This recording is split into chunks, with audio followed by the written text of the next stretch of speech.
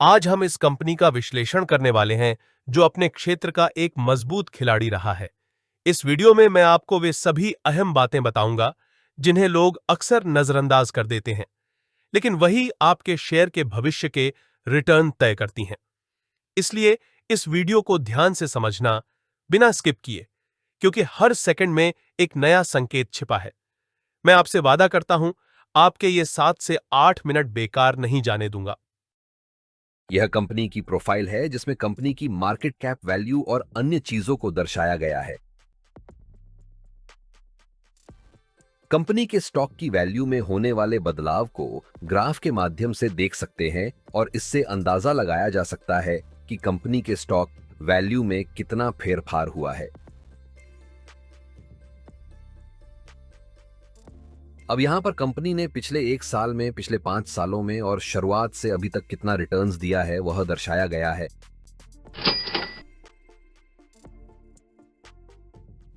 दोस्तों, अब हम कंपनी की फाइनेंशियल रिपोर्ट को देख लेते हैं कि कंपनी कितना रेवेन्यू और प्रॉफिट बना पा रही है। क्योंकि कंपनी को आगे बढ़ने के लिए अच्छा प्रॉफिट बनाना भी जरूरी होता है, तो नीचे की रिपोर्ट पर ध्यान दें।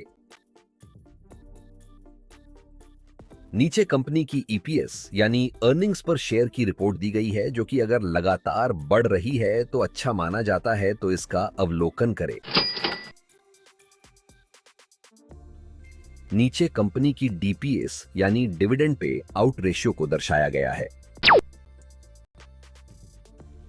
नीचे कंपनी की एसेट्स रिपोर्ट यानी कंपनी की संपत्ति की कीमत में होने वाले बदलाव को दर्शाया गया है, जिससे हम यह समझेंगे कि कंपनी समय के साथ अपनी संपत्ति को बढ़ा रही है या कम कर रही है। नीचे कंपनी की कैपिटल एक्सपेंडिचर्स की रिपोर्ट को दर्शाया गया है, जो अगर समय के साथ बढ़ता है तो यह कंपनी की ग्रोथ के लिए अच्छा माना जाता है।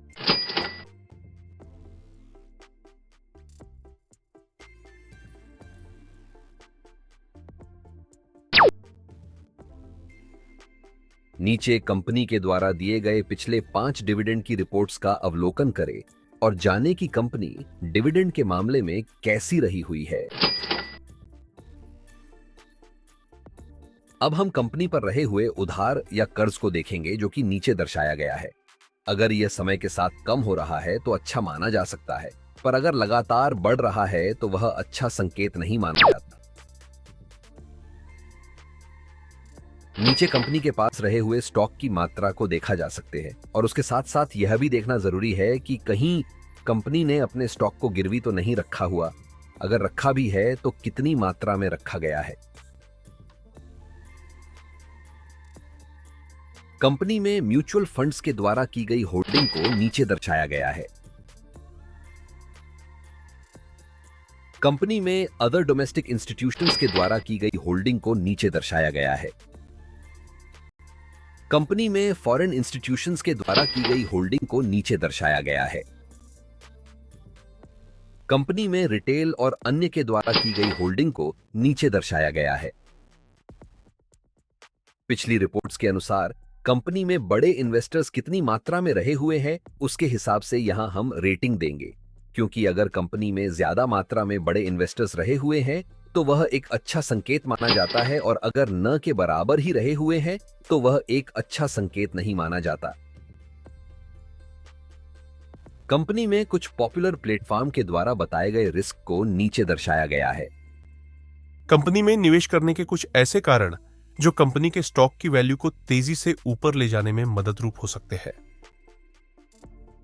पेप्सिको के साथ मजबूत बॉटलिंग साझेदारी। वरुण बेवरेजेस पेप्सिको का एक प्रमुख बोतलिंग पार्टनर है, जिसके पास स्पष्ट मैन्युफैक्चरिंग और वितरण का अधिकार है।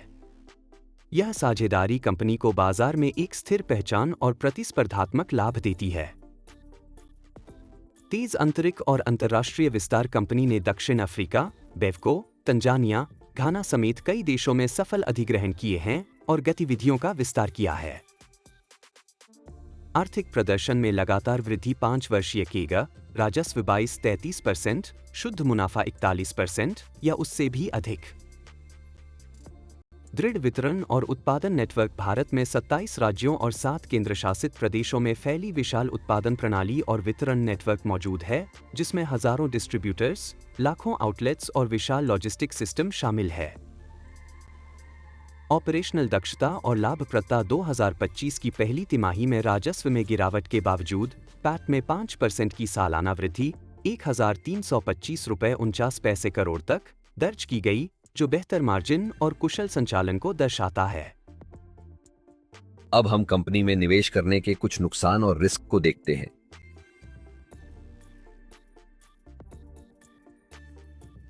ऑपरेशनल दक्षता और लाभप्रदता 2025 की पहली तिमाही में राजस्व में गिरावट के बावजूद पैट में 5% की सालाना वृद्धि 1,325.49 करोड़ तक दर्ज की गई, जो बेहतर मार्जिन और कुशल संचालन को दर्शाता है।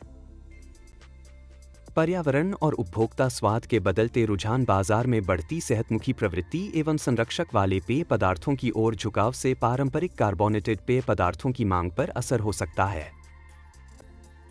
कच्चे माल की कीमत और विनियामक जोखिम चीनी और पैकेजिंग सामग्री की कीमतों में उतार चढ़ाव से लागत बढ़ सकती है। इसके अलावा स्वास्थ्य संबंधी नियमन जैसे FSSAI के 2025 तक 10% शुगर कटौती के निर्देश संभवतः प्रभावित कर सकते हैं। ऊपर की सभी रिपोर्ट्स का अवलोकन करने के बाद 5 स्टार में से दी गई रेटिंग को नीचे दर्शाया है, जो आपको कुछ निर्णय लेने में मदरूप हो सकते हैं। तो आपको इस कंपनी के स्टॉक के बारे में क्या कहना है, हमें कमेंट जरूर करें। दोस्तों, स्टॉक से जुड़ी नई जानकारी के लिए चैनल को सब्सक्राइब करें और आप कौन से स्टॉक पर वीडियो देखना चाहते हैं, हमें कमेंट करें।